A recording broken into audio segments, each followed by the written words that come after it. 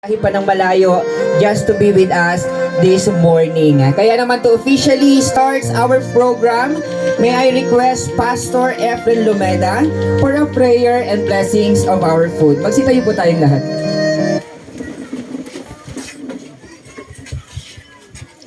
Tayo po'y manalangin.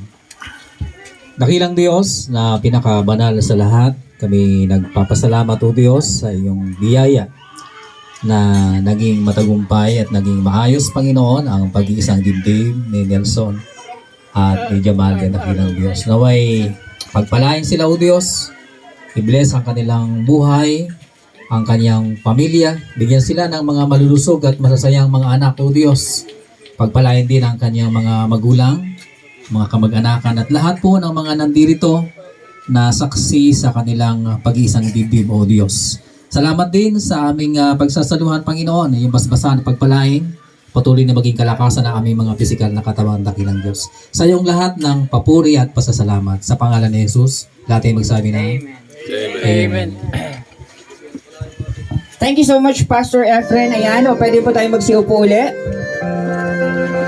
And of course, alam ko po gutom na yung lahat, but before we can have our lunch, may I request everyone's attention po sa ating couple as they do the cake cutting tradition. Sabi nga, bakit nga ba may mga gantong eksena